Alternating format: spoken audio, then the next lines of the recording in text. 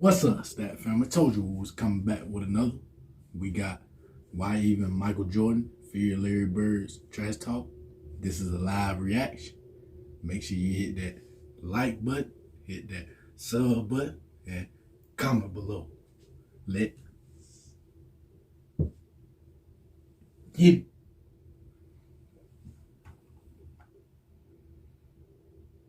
Come on now. Y'all already know it's vintage, it's legendary, it's live. Y'all know we won't do no fake reaction though. Promise you we're not doing that. Let's get it started. Here is NBA Hall of Famer James Worthy telling us. I'd much rather guard Michael Jordan than Larry Bird because you have to play the game as a thinker when you're playing him. A huge statement to make, but there's a reason why Michael Jordan himself feels like this about Larry Bird. Enjoy yourself, dog.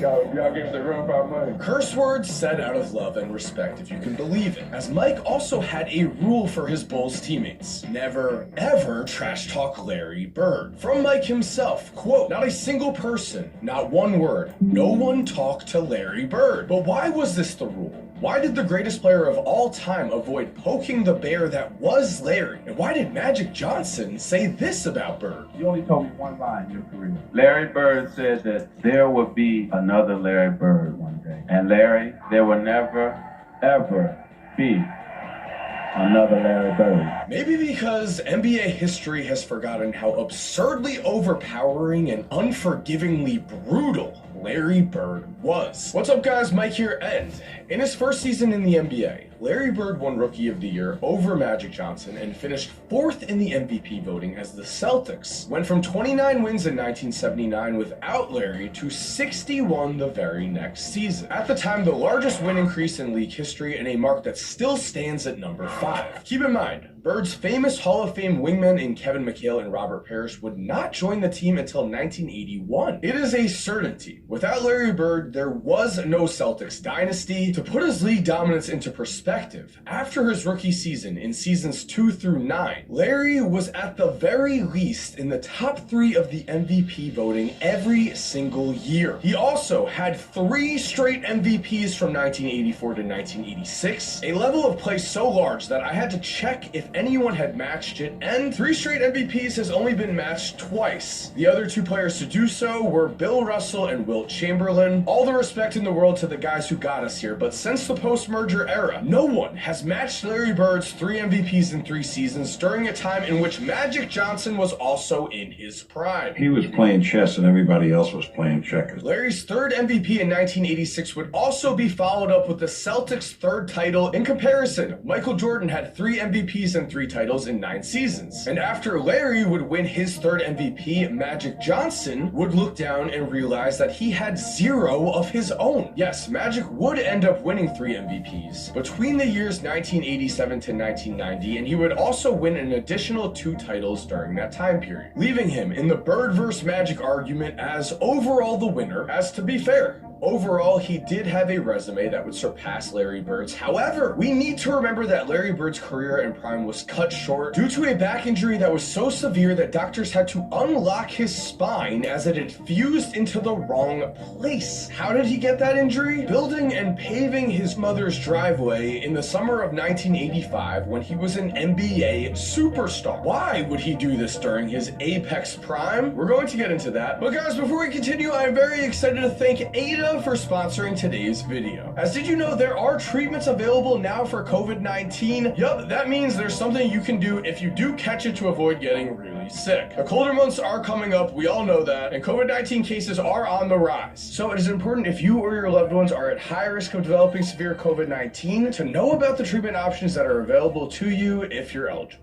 That way we can get that treatment and spend time together. And taking charge of your health is always a smart move. So check out Ada's free questionnaire. It's quick, easy, and helps you get the info you need on COVID-19 to stay healthy this season. Make sure to go click the link down below to see if you're eligible and to learn more about treatment options. Again, the questionnaire is very easy. Just click the link in the description down below. Thank you to Ada for sponsoring today's video. Now let's get back into that video. Here's where Larry was headed before his injuries did destroy him. From the ages of 27 to 31, Larry Bird averaged 27.3 points, 9.8 rebounds, and 6.8 assists per game on 51% shooting, while leading the Celtics to 2 championships, giving him his 3rd overall. This level of productivity was and is unprecedented. Remember, this was a slower era, and compared to even LeBron James at these ages, Bird's stats still remain supreme, as Bron put up 26.3 points, 7.3 rebounds, and 6.8 assists on 53.5% shooting. I'm not trying to knock LeBron's greatness at all, I'm showcasing Larry's. Only Wilt Chamberlain, LeBron, and Russell Westbrook have averaged at least 25 points, 7 rebounds, and 6 assists per game during those ages of their career. Unfortunately, unlike the other players on this list, Larry's career was not in his hands after the 1988 season, as the year after finishing 2nd in the MVP voting at the age of 31, at the age of 32, Bird would only play in 6 games and would never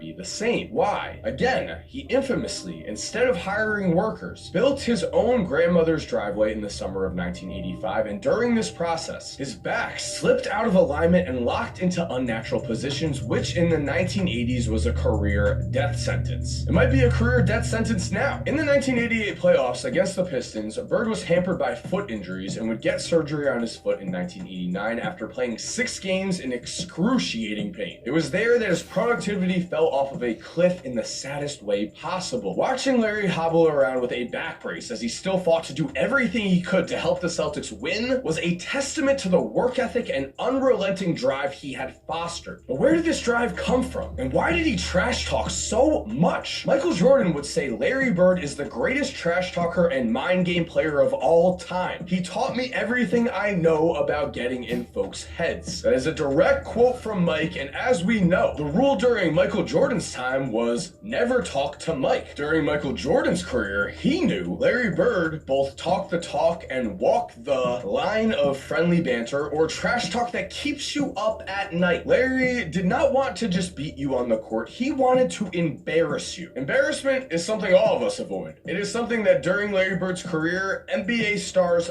feared. 6-time All-Star Sean Kemp's first meeting with Bird went like this. Well, first of all, he asked me to jump ball. He said, "You the cat that broke all my records in high school, right?" And I was like, "Yeah, that's me." He said, "I got you tonight." Bird would finish with a 40-point triple-double, backing up his talk as was usual for him. In the 1987 season, Bird would tell All-Star Xavier McDaniel after a timeout was called with the game on the line. Larry steps in and says, "Coach, why don't you just give me the ball and tell everybody to get out of the way?" So he tells Xavier, he says, "I'm getting the ball." I said, "I know, I'm gonna be waiting." And he said, "I'm gonna get it right here. I'm gonna shoot it right in your face." Bird has the basketball. Look out. He shot a shot right in my face. He was like, "I didn't mean to leave 2 seconds on the clock." That's what it's all about. Larry proceeded to drain a game-winning jumper right in Xavier McDaniel's face, right from the spot he said he would. Before a game around Christmas, Bird once told Pacers Chuck Person he had a Christmas present for him, then proceeded to drain a 3 in his face during the game and tell him, "Merry Christmas, mother." He'd also tell Person if the Celtics beat the Pacers in the deciding Game 5 of their playoff matchup in 1991, that if Bird won, Persons would have to mow his grass. To which Persons apparently replied, "Okay, same bet on my end, only of course, it was Larry Bird who came out on top." There is no report if Persons actually mowed the grass. There were reports that Bird openly said he found it to be an insult if a white player was guarding him. I always tell this story about Larry Bird. He was cursing under his breath. And I asked him, I said, "Larry, what's going on with you?" He says,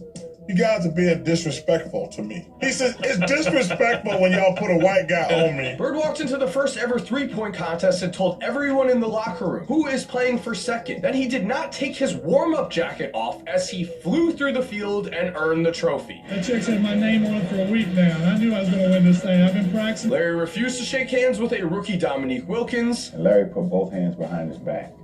He wouldn't shake my hand. In the first play of the game, he said, "You don't even belong in the league, Holmes." He said, "But I'm still getting 30 on your ass." And later, against that same Atlanta Hawks team in 1985, Bird would score 60 points as the Hawks bench would get fined by their coach for cheering him on. Bird has 60 points. Larry Bird scored 60. And then finally, at the end of this game, he literally said, "Off the glass into the trainer." And, yeah, and so It was a bad night. And of course, the shot went right in. It always seems like I get the last word. And speaking of three-pointers, we haven't even mentioned that Larry is considered one of the greatest shooters ever for good reason. From 1985 to 1988, Larry Bird averaged 2.5 three-point attempts per game and made 41.4% of those shots, which might seem underwhelming. However, in the final season of his prime, 1988, Bird would attempt over 3 threes a game at a time where NBA teams as a whole averaged, wait for it, just 5 three-point attempts a game. Larry paved the way for the three-point shooting explosion that would come. He was a transcendent player for his time. In the 2024 season currently, Luka Doncic is averaging over 10 three-pointers a game. Playing in a three-point era would have opened Larry's game in ways we can't quantify, so we won't play what if here. Instead, let's ask, where did this all come from? 3 straight MVPs, 3 championships with the Celtics, and the ultimate trash-talking legend who you could never shake yourself. What made Larry Bird develop this persona? The answer is a lot of pain and a lot of hardship. Because why would an NBA superstar build a driveway himself during his prime and not just hire someone? It might seem absurd to us now, only that type of put in the work yourself mindset was instilled in Larry at a young age out of necessity. Born to a poor family in French Lick, Indiana, population under 2,000. By the 7th grade, Larry Bird was clocking in 40 hours a week at the local market, where he was paid a few dollars and whatever food he could fit into a brown bag to take home. Larry Bird knew hardship, but he never complained. He instead put his head down and worked. His loyalty to his family was so great that his dad had to offer him $20, a huge sum of money for his family, of course, at that time, to get Larry to even try out for the high school basketball team despite Larry's, of course, greatness. It was during high school that Larry's talent shone through, as he averaged over 30 points per game and 20 rebounds per game as a high school senior, where he also had the classic growth spurt story, going from 6'1" as a sophomore to over 6'7" by the time he accepted a scholarship to Indiana University to play for the legendary Hall of Fame coach Bob Knight, R.I.P. Bob Knight. This pair seemed destined for greatness, as both Knight and Bird are known for their tremendous basketball IQs only. The harshness of Indiana's system combined with his family obligations had Bird knowing this was not the place for him. In a shocking move to everyone, Larry would never play a single game in Indiana, and the Hoosiers, without Bird, would go on to win the 1976 NCAA championship. Bird could have been a part of that famous team, but he instead decided to hitchhike back home to French Lick, as he had a newly born daughter to take care of and a dad who would tragically end his life shortly after Larry came back to help the family. Larry would say at this time basketball was his outlet, saying it was his way out, and when Indiana State coach Bill Fitch came back to recruit Larry, he was now ready to rejoin the basketball world and realize his destiny. After years of hardship and struggle, Larry took this pain out on unsuspecting opponents, and at Indiana State, he immediately became a superstar, averaging 32.8 points, 13.3 rebounds, 4.4 assists on over 54% shooting in his first college season. In his third and final college season, yes, Larry would famously lose to Magic Johnson and the Michigan State Spartans in the most televised college basketball game of all time, a record that still stands. This game would launch the Bird vs. Magic rivalry, and overall that season, despite the loss, Larry had led Indiana State to a 33-1 record as he put up 28.6 points, 14.9 rebounds, 5.5 assists, and 2.5 steals per game. Larry would later say this loss was the hardest of his career, and he still finds it hard, as when the team returned after losing the title, thousands of Indiana State fans greeted them despite the outcome, a move that touched Larry to his core and caused him to dedicate the Celtics 1984 championship to the people of Terre Haute, Indiana. Larry never, ever forgot where he came from. Boston believed in Bird so much that they actually got the NBA to change the draft rules in 1979, as Red Auerbach, one of the most important men in basketball history, convinced everyone to allow teams to draft a player who was still playing in college as long as that NBA team signed the player before the next draft. This seemed like an innocent rule change, and one that would benefit the players, only everyone would watch in horror in 1979 as Red used this rule to draft Larry Bird with the 6th pick, as the rule was immediately removed, but the damage was done. Boston had stolen Larry, and they would pay him the largest rookie contract in league history, of course, at the time. And we know how the rest of the story goes. The back injury that derailed him. The real question is, what if Larry Bird was never injured? With Bird's injuries, the Detroit Pistons took over the East, and Magic Johnson cemented himself as the greatest point guard to ever live. If this injury had never happened, Bird would have been Michael Jordan's roadblock, as in his last healthy season, Larry was second in MVP voting to Michael Jordan, as Bird averaged 29.9 points, 9.3 rebounds, and 6.1 assists per game on almost 53% shooting. It is of course possible the bad boy Pistons still would have taken down the Celtics. All I know is that they never were able to do it while Larry was healthy. To me, this is similar to when Michael Jordan went and took a break playing baseball. The Houston Rockets stepped in and won 2 championships only. Larry Bird was never able to return to the player he once was. Except it's here that we again continue to see Larry Bird's true character and his true mindset. Many would have given up basketball immediately, as it was feared that playing basketball would cause Larry to not be able to walk. That is how much pain he was in. Despite the injuries, Larry played through this pain. Larry fought and even chose to represent the United States and play on the Dream Team, dedicating himself to an entire summer of practices and Olympic play. Even though his NBA career was over, he did not play in the 1993 season. That is who Larry Bird is. A workhorse, a man whose spirit cannot be broken, and one of the greatest players we have ever seen touch a basketball. His trash talk was famous, his play was unforgettable, and the way he got there is a true inspiration to anyone looking to make it out of a tough situation. He didn't complain, he worked as hard as he could, and he never looked back on his way to greatness. So there we have it. Thank you for watching. I hope you enjoyed today's video. If you're new to the channel, make sure to subscribe and turn on post notifications. That way you never miss a video. And also, I'll be honest, it would be really cool to go and hit 2 million subscribers, and I would love for you to be a part of that. If you're already subscribed, thank you so much for supporting. You are awesome. We all know it. And as always, have an awesome day, and cue that music. If you're still here while the music is cued, here are 2 videos I think you are definitely going to enjoy. I mean, personally, I think the one on the left might be more your style, but the one on the right looks pretty awesome too. Click one, let me know what you think, and again, have an awesome day.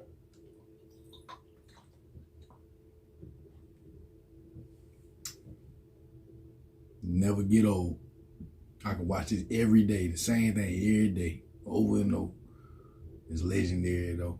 It ain't over yet. You're a real legend, Big Bird. I can't even say that enough. Real legend. I'm talking about you out there shoveling, gravel. You could have paid them people to do it. You wanted to handle that business by yourself. I feel you though. You want to pay them and then spend your money too. Nah, we ain't about to do both of them. Nah. You did it right.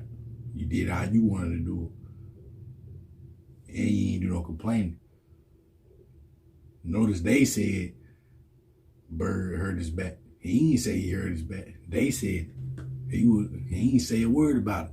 He just, there's something the doctor knew, and the doctor spread it to the team and the organization and the league. Y'all know how I go after that. Left it up to Bird. Bird would have never said a word about it. Real legend, man. Real legend. I'm talking about Terry from Terre Haute, French Lick legend. Never get old. It's non-stop. Towards your favorite hooper, I promise you.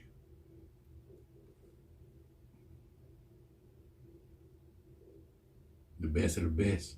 Real legend, man. Thank y'all, Bird family.